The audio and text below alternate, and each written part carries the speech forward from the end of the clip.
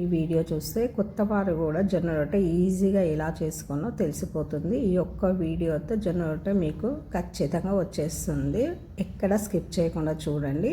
ఒక గిన్నె తీసుకొని అందులో ఒక చిన్న గ్లాస్ నిండా నీళ్ళు పోసుకోండి. అవి మరుగుతున్నప్పుడు అదే గ్లాస్ నిండా జొన్న పిండి వేసుకొని ఒక్క నిమిషం పాటు అలా కలపండి. అలా కలిపేసి స్టవ్ ఆఫ్ చేసేసి మూత పెట్టి అలా వదిలేసేయండి ఒక 2 నిమిషాలు. ఎందుకంటే ఇలా వదిలేయడం వల్ల పిండి అనేది మంచిగా వేడికి ఉడికినట్టు అవుతుంది. ఇలా కలుపుకోవడం వల్ల పిండి కొంచెం మనకు జిగురుగా అవుతుంది అన్నమాట. ఇంకా 2 నిమిషాల తర్వాత మూత తీసేసి ఆ పిండిని అంతా మనం గిన్నెలో నేనైతే ఇక్కడ వంట బండ పైన చేస్తున్నా కాబట్టి అంతా అక్కడ వేసేసి మంచిగా పిసుకలండి.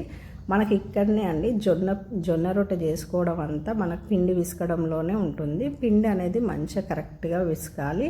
అప్పుడే మనకి బాగా జిగురు వచ్చి పిండి రొట్టె అనేది విరగకుండా మంచిగా వస్తుంది. చూస్తున్నారా, ఇక్కడ నేను చూపిస్తున్నట్టు మన మణికట్టుతో పిండిని ఒత్తుతూ వేళ్ళ దగ్గర ఉన్న పిండి మళ్ళీ ఇక్కడ మన మణికట్టు దగ్గరికి తెచ్చుకొని దాంతో ప్రెస్ చేస్తూ పిండిని పిసకాలి. ఇలా పిసకడం వల్ల పిండి అనేది మంచిగా మసాజ్ అయినట్టు అయ్యి బాగా జిగురు వస్తుంది. ఎక్కడ మనకు జొన్న రొట్టె అనగానే విరిగిపోవడమే అందరికీ ప్రాబ్లం అండి. అది చేసినా కొద్దీ విరిగిపోతూ ఉంటుంది. లేకుంటే మనం పెంక పైన వేసేటప్పుడైనా అది విరిగిపోతుంది. అందరికీ ఇదే ప్రాబ్లం. ఇలా కలపడం వల్ల అసలు అది పిండి అనేది విరగదు. బాగా పిండి అనేది మంచి ఇలా మాలి చేయడం వల్ల జిగురు అనేది బాగా వచ్చి మనకు అసలు పిండి విరగదు. చూసారా, పిండి ఇలా స్మూత్గా వెన్నెలా కావాలి. చూస్తున్నారు కదా, ఇంత విసికినా కూడా అక్కడ క్రాక్ వచ్చింది. అదేనండి జొన్న రొట్టె అంటేనే అది. ఆ క్రాక్స్ రాకుండానే జొన్న రొట్టె చేసుకోవడము.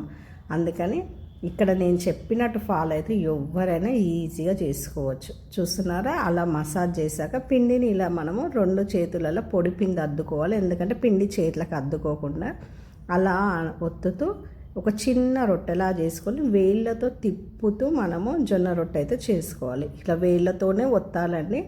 వేళ్ళతో కొనలు మాత్రమే ఒత్తుతూ తిప్పాలి.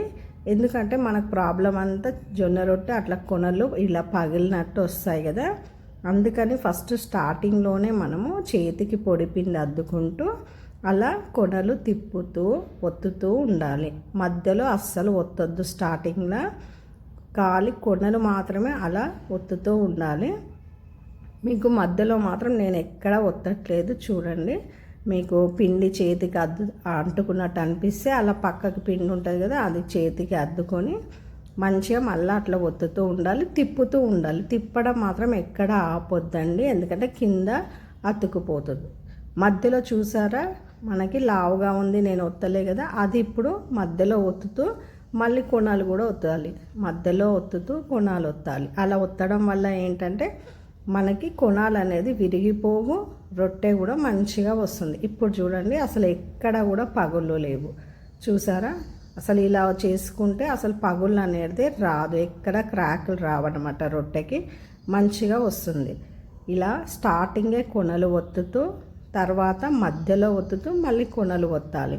చేతికి పిండి అంటుకున్నట్టయితే పొడి పిండి అద్దుతూ అలా ఒత్తుతూ ఉండాలి. మధ్యలో ఒత్తుతూ కొనలు కూడా ఒత్తాలి. చూడండి, దీన్ని ఎక్కడా కూడా మనము ఆపొద్దు. తిప్పుతూనే మనము రొట్టె అనేది ఒత్తుకోవాలి. ఎక్కడా కూడా అలాగే కొడుతూ ఉంటే కింద ఫ్లోర్కి అంటుకుపోతుంది. ఇప్పుడు చూసారా, ఇది నేను చపాతీ కర్రతో చేస్తున్నాను. ఇలా తిప్పుతూ చేస్తున్నాను. ఎక్కడా కూడా మన చపాతీ కర్రకి పిండి అంటట్లేదు, ఎక్కడ ఉంటబండకి కూడా ఆ రొట్టె అనేది అతుక్కుపోవట్లేదు. ఎంత బాగా వస్తున్నది. అసలు ఇది జొన్న రొట్టె అంటే కూడా ఎవ్వరు నమ్మరు, చపాతీ లాగానే ఉంటుంది. అంత పర్ఫెక్ట్గా వస్తుంది. మీరు నేను చెప్పిన విధంగా ఫాలో అవ్వండి. పిండిని ఈ విధంగా కలుపుకున్నట్టయితే చూడండి ఎంత బాగా వచ్చిందో. దీన్ని మనం ఎంత సన్నగా కావాలన్నా చపాతీ కర్రతో రుద్దుకోవచ్చు. ఇలా ఒక చాకు తీసుకొని ఫస్ట్ అలా పైకి ఒక సైడ్ నుండి లేపి ఇప్పుడు రొట్టెని ఇలా తీయాలి. పైకి తీసి ఫస్ట్ ఎడమ చేతి పైన వేసుకొని తర్వాత కుడి చేతి పైన వేసుకొని మన పొడిపిండి వేసుకున్నాం కదా, అది పైకి వచ్చేలా పెంక పైన వేయాలి. పొడిపిండి ఇది పైకి వచ్చేలా పెంక పైన వేసి ఒక గిన్నెలో నీళ్లు తీసుకొని దాంట్లో ఒక క్లాత్ వేసుకొని ఆ పొడిపిండిది 1 నిమిషం కాలినాక ఆ పొడిపిండి దానిపైన ఇలా నీళ్ళతో అంతా తడపాలి. క్లాత్తో తడిపాక వెంటనే మళ్ళీ తిప్పేయాలి, ఎందుకంటే ఎక్కువసేపు కాలనివ్వద్దు. వెంటనే తిప్పి మనం ఇది ఉంది కదా చపాతీలు తీసేది, దాంతో ఇలా అనాలి. ఎందుకు అనాలో చెప్తాను, మీరు అలా చిన్న ట్రిక్ ఫాలో అవ్వండి.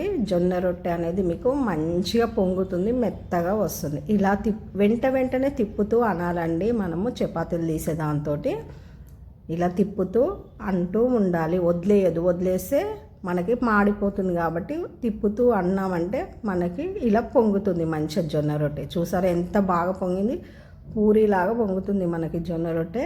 అందుకే అది కూడా గట్టిగా అనొద్దండి, స్మూత్గా అలా అంటూ ఉండాలి రొట్టె పైన, అప్పుడు ఇలా మంచిగా పొంగుతుంది మనకి. ఇప్పుడు జొన్న రొట్టె కొనలు కూడా మంచిగా కాల్చేసుకుంటే సరిపోతుందండి. కొనలు కూడా బాగా కాల్చుకోవాలి. జొన్న రొట్టె అంటేనే మనకు కొనలు మంచిగా కాల్చుకోవాలి. ఇది పర్ఫెక్ట్గా కాలింది. ఇంకా జొన్న రొట్టె అయితే రెడీ అయిపోయింది. చూడండి ఇక్కడ పొరలుగా ఎంత బాగుందో. చపాతీకి అయితే మనకి ఎలా వస్తుందో పొరలుగా, జొన్న రొట్టె కూడా ఈ విధంగా చేసుకుంటే పొరలుగా వస్తుంది, మెత్తగా ఉంటుంది. అసలు టేస్ట్ కూడా చాలా బాగుంటుంది, ఎక్కడ గట్టిగా ఉండదు, టేస్ట్ కూడా బాగుంటుంది. ఒక్కసారి ఇలా నేను చెప్పినట్టు ట్రై చేయండి, కొత్త వారికైనా ఈజీగా వచ్చేస్తుంది. చూడండి ఎలా ఉందో. మన వీడియో నచ్చితే లైక్ చేయండి.